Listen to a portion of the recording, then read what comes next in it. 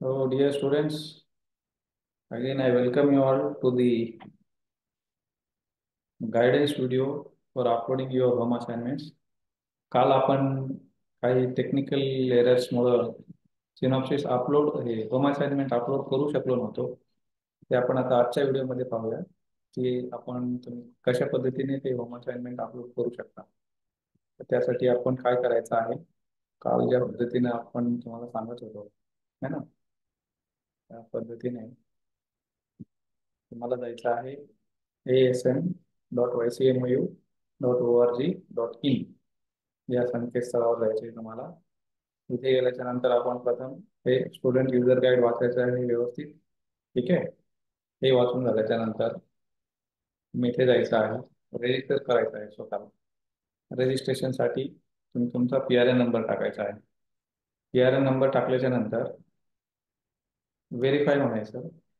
Verify म्हटल्याच्या नंतर जो mobile number तुमचा रजिस्टर्ड होता ॲडमिशन पोर्टलच्या वेळेला आणि जी email ID रजिस्टर होती, दोन्हीपैकी एक टाकायचं आहे. इथे आता आपण मोबाईल नंबर टाकूया. काल आपण email ID टाकण्याचा प्रयत्न केला होता.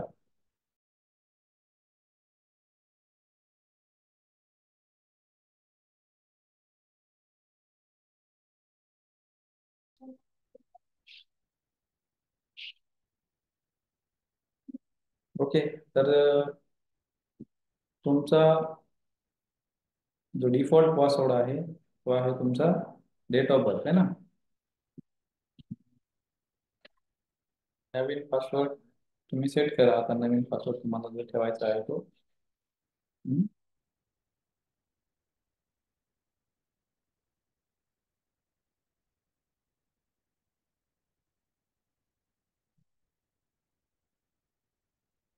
पासवर्ड चेंज झालेला आहे.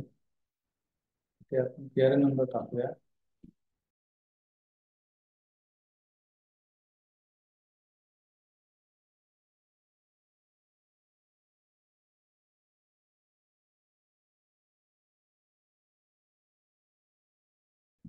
पासवर्ड टाकूया आता.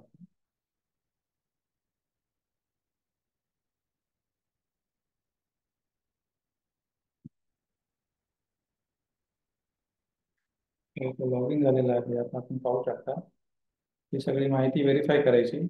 ही माहिती व्हेरीफाय करून झाल्याच्या नंतर कन्फर्म अँड प्रोसीड म्हणायचं.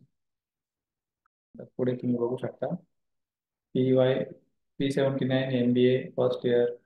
इथे कोर्स कोड दिलेला आहे. सब्जेक्ट कोड, कोर्स कोड हा आहे तुमचा आणि हा तुमचा प्रोग्राम कोड आहे. ठीक आहे, हा प्रोग्राम पार्ट आहे first semester first year. Okay, आता इथे तुम्हाला काय करायचं आहे, सबमिट असं स्टेटस दिसत आहे, बरोबर आहे. तर MBA 102चे या विद्यार्थिनींनी होम असाइनमेंट बनवलेले आहेत. इथे चूज फाईल बनायचं, बिझनेस एन्व्हायरमेंट 10102 ओपन आणि अपलोड.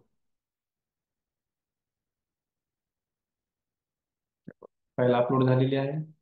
इथे तुम्हाला दिसत आहे सगळं. हे सगळं प्रिव्ह्यू करू शकता, तुम्ही बघू शकता.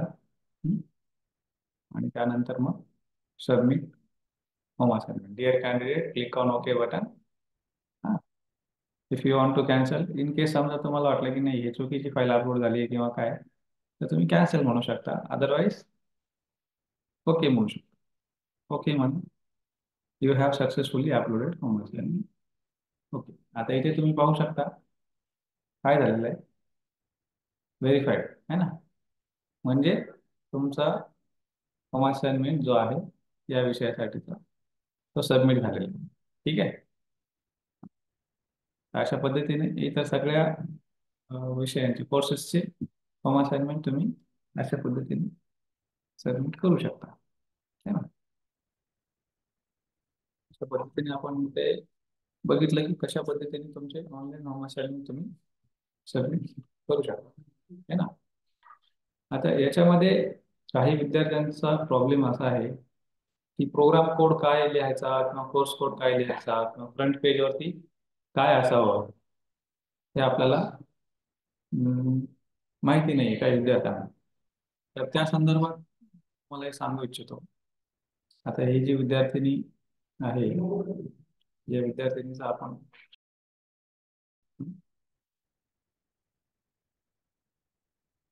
environment. ठीक आहे. तर फ्रंट पेज वरती काय काय आहे, इथे अकॅडमिक इयर, आता या विद्यार्थिनीने अकॅडमिक इयर इथे लिहिलेलं आहे. इथे 23, इथे 24. ठीक आहे. Name of the program and program code. Name of the program master of business administration किंवा MBA जे काय आहे. P79 प्रोग्राम कोड आहे तुमचा. Year semester first year first semester. Name of the course and course code business environment MBA 102. Name of the student जे काही असेल ते. परमनंट रजिस्ट्रेशन नंबर तुम्हाला जो दिलेला आहे तो. स्टुडंट ॲड्रेस, थोडक्यात स्टुडंट ॲड्रेस टाकायचा. मोबाईल नंबर जो तुमचा मोबाईल नंबर आहे. Name of the study centre school of commerce and management YCMOU. आणि कोड काय आहे 54165. या विद्यार्थ्यांनी कोड पण नाही टाकलेला आहे. 54165 कोड टाकायचा.